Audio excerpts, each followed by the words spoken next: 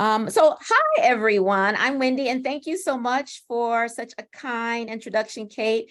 And thank you, Nick, for inviting me to share a little bit of the afternoon with you. I'm just blown away by everything that y'all do. And Candace, Miss Candace, right? You are one fierce soul. So I know I just have a bit of time with y'all, but I'm just going to jump right in. And I think Kate covered or just shared a little bit with you about the memorial project at Mason. I'm not going to say a bunch about it, but what I wanted to share is that we had no idea when we began this project what was going to happen.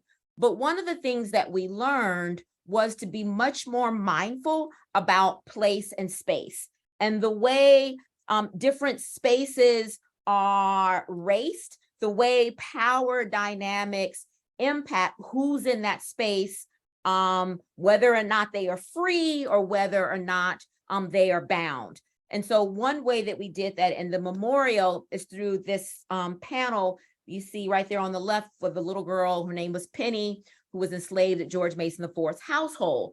Well, we discovered during our research that at the Mason big house, there was this small staircase that Penny would have to navigate up and down as a slight enslaved little girl. And that really got us thinking about, again, space. What did it mean for a small child to actually have to be in that space? Perhaps weep for her family that she might never see again. And so even once we completed the memorial, we had the ribbon cutting, we decided, my colleagues and I, Dr. George Oberly, Dr. Benedict Carton, and many other undergraduate and graduate students, that our work was not done. And so we applied for some additional grant funding to begin a new endeavor, which we've entitled Black Lives Next Door. Again, really thinking about space, power dynamics in space, to think about how folks who have been historically oppressed, how they resist, right, those mechanisms of oppression and discrimination. And so the title, I suppose, for our new project is Black Lives Next Door. And it began last summer and a half. And we are discovering that there is so much to do. It's just an incredible amount of research for us to do. I want to share just one kind of theory. I'm not going to do a whole big thing, so don't forget about theory. But one of my favorite scholars, and her name is Catherine McKittrick, and her scholarship has been so incredibly impactful for me, for my colleagues, and for our students. And what's really helpful is that Professor McKittrick talks about Black life as being a spatial existence, right? And to think about the way in which Black people move in and out of spaces. And you see with that second bullet, Dr. McKittrick invites us to think about whose bodies belong and whose bodies don't. And when I think about the work that all of you are doing, when I think about your courage, Miss Candace Wright, right? It's because there are entities, right? There are landowners, homeowners who are determining illegally whose bodies belong and whose bodies don't. But the origins of that thinking, the origins of that logic take us all the way back, right? To slavery, right? To theft of indigenous lands. And so that is always front and center for me and my colleagues and students, right? When we are researching, when we're just teaching a class. And the reason why McKittrick's idea is so incredibly valuable is because, just hold with me for 1 second here, is because of another scholar's concept called afterlives of slavery. Saidiya Hartman. And what Saidiya Hartman tells us is what y'all live out every single day in the work that you are doing. Because Saidiya Hartman tells us that The afterlives of slavery, that second bullet, right, is about Black lives that are still imperiled, devalued by a racial calculus and a political arithmetic that were entrenched centuries ago. So when somebody doesn't accept a voucher, right, they are rooted, right, in this racial calculus that was entrenched a long time ago. Sadia Hartman goes on to say, so that the afterlife of slavery is defined by skewed life chances, limited access to health and education, premature death, incarceration, and impoverishment. And that is the thing. We might be talking about housing discrimination, but you can't disentangle that, right, from inadequate education or health services, from premature death, right, or food insecurity. All of this, right, are all bound up together. Now, I must admit, it's a lot, right, for me or any of my colleagues to cover in the 3 semesters of a single course. It is a lot for students to do in a summer of research or a semester of research. But I think the exciting thing about what we get to do is that we get to find and expose these often lost and erased and silenced histories. And so one of the projects or histories that we've uncovered is the work of my colleague, George Oberly. And what we want to do with our Black Lives Next Door project is we've started it kind of centered in Fairfax, where our George Mason University main campus is located. But we want to know, well, was there a plantation there long, long ago? Were they enslaved people there long, long ago? Were there Black communities that grew up in the late 1800s, early 20th century? Where did they go? Right? And so in the process of asking, right, all of these different questions, my colleague George Oberly found that there was a man by the name of Andy Smith who lived right on the edge of George Mason University when it was fairly young. And as Fairfax was going through this process of saying, oh, that home is dilapidated, oh, that home is not safe, or that home has people who are filthy, and beginning to remove homes, right? So this removal of Black people and of Black communities, Andy Smith said, I ain't moving. And that's the only bits of little evidence that we were able to find. That's the only time we can actually hear Andy Smith's words. But the work of my colleagues, George Oberly, has really motivated us then to think about, right, not just these systems that force Black communities and Black people and other people of color, right, to disperse, not just these systems that are violent, right, but we also always want to be mindful of the ways in which historically marginalized people say, no, I'm not moving, I'm fighting, I'm resisting, right? Even as that space may no longer be hospitable, even as the logics and policies and laws may fold in on them, trying to push them out.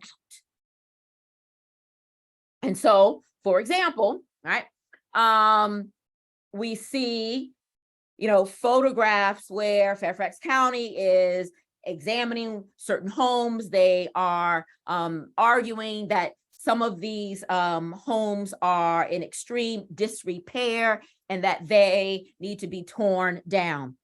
But again, the question for us is, we found that in about 1900, Fairfax County had about 25% Black population.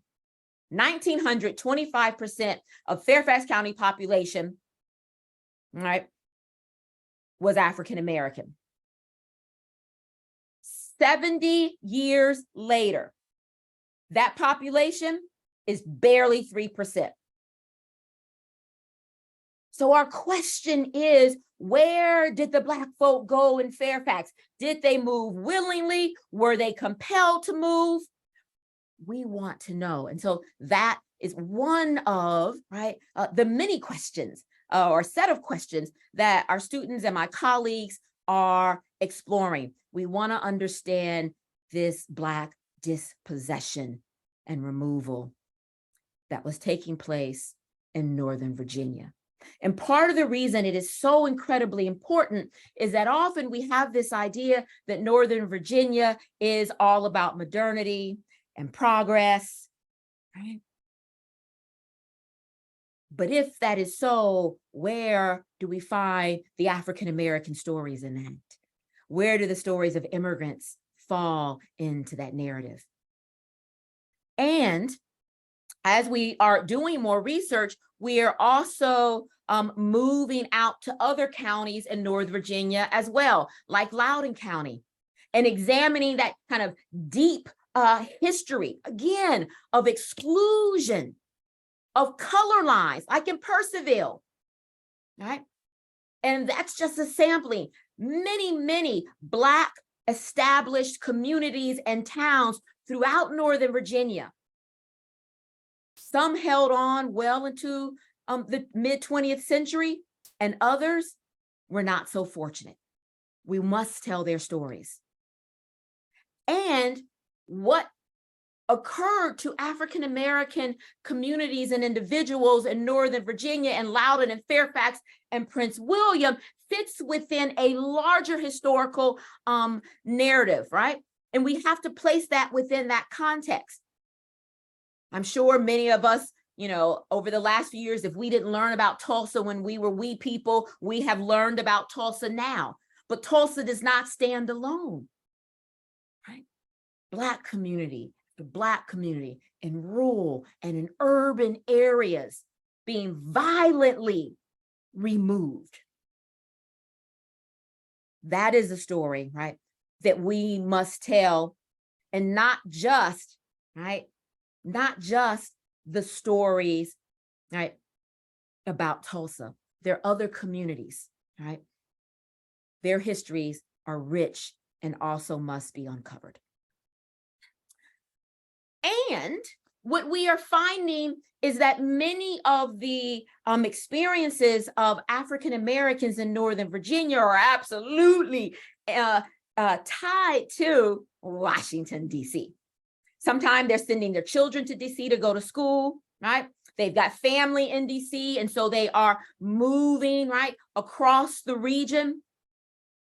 And so what's taking place in DC absolutely had an impact on African-American people and communities in Northern Virginia.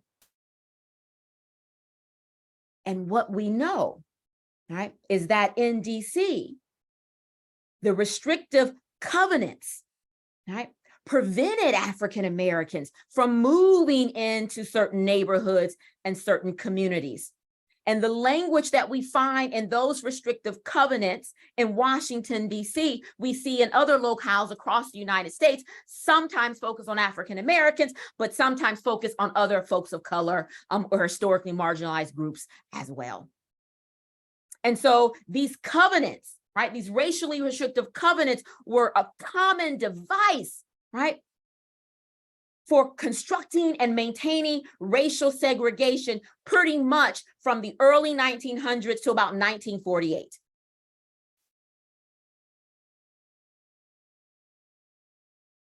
This particular article is from the Washington Post, 1947. And in it, right, this is a civil rights report, discrimination in housing, right? That this is consistent, that there are these incidents, right? And they are becoming more and more common. And the result is that African Americans were being forced to reside in less than ideal places. And what's also interesting in my mind about this report is that it connects, as I noted earlier, housing to education to health care.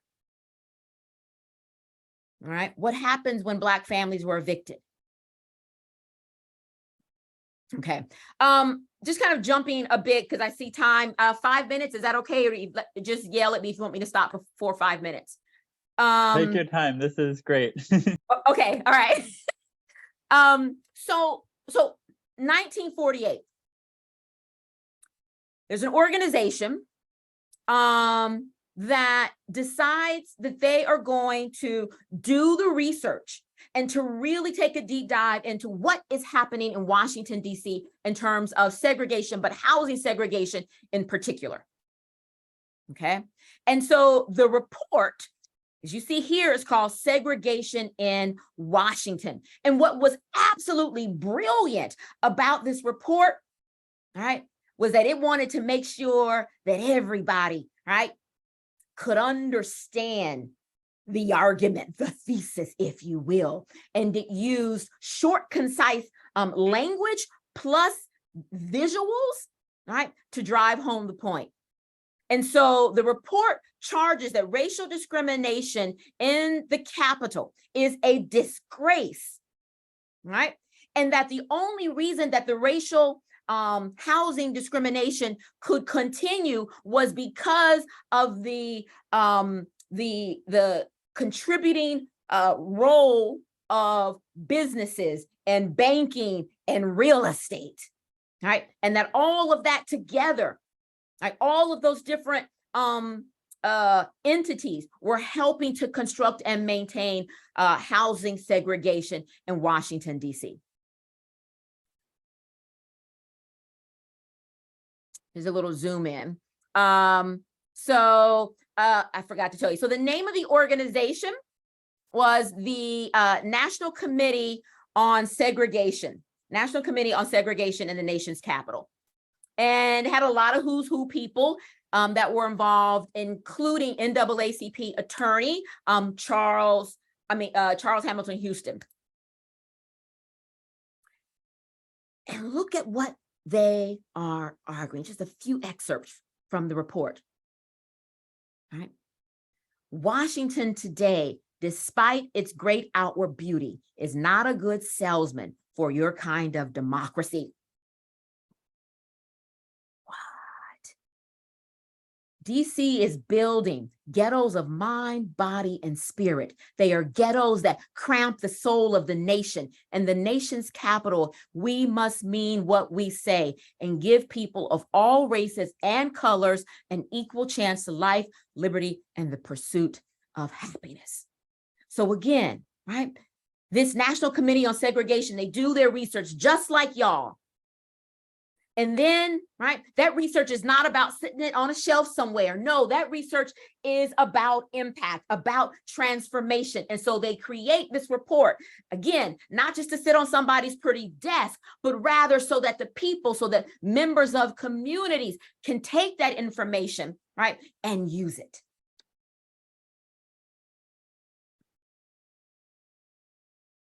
And in particular, one of the things that the report highlighted, right, was the role of real estate boards and companies, right?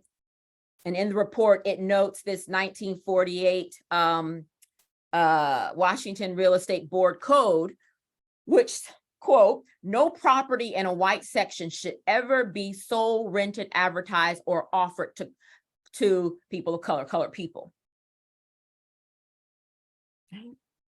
So it's not just one thing that is causing, right, or discriminating against African Americans in terms of housing. Multiple factors, multiple entities and policies.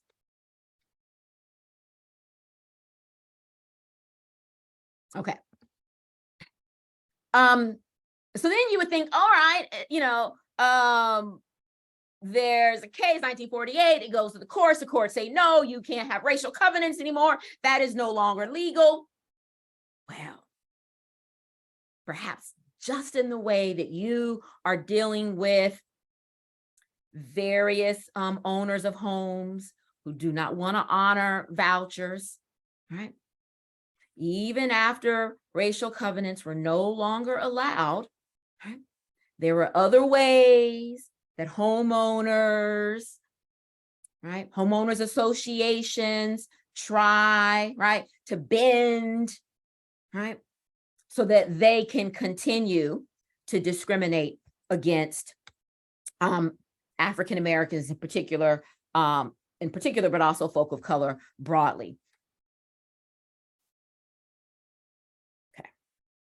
And so there is this 1962 report that follows, again, really identifying many of the challenges that a little less than 15 years before already been identified as a problem. But at the end of the day, it was about exposing those violent, corrosive impact, right? Impact of this racial segregation and the way in which it was having kind of lasting, generational, deleterious implications for African Americans.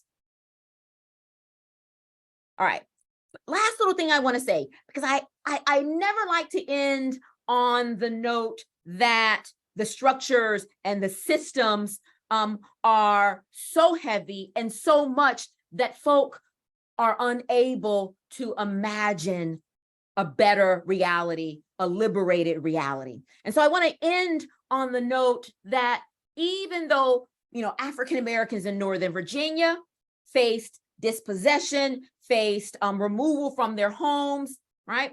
Even though Black folk in Washington, D.C. faced, right, redlining and racial covenants, right, and discrimination from real estate agencies, Black folk and their allies also engaged in what some might call counter mapping, right? I'm just going to skip a little bit here. One example is that in the 1930s, African Americans said, hey, not only do we not like the way you're treating us, but we're not going to shop at your store if you won't hire us, if you don't want to live next to us. And so this was called the Don't Buy Where You Can't Work campaign.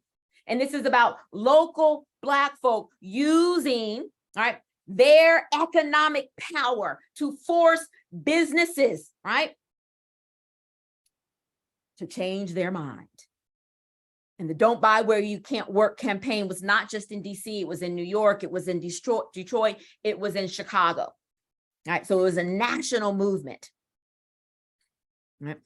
The other kind of last point I think is that we can also talk about counter mapping or alternative maps in terms of food geography, Black food geography. How are folk creating free spaces, liberatory spaces, so that they can feed their families?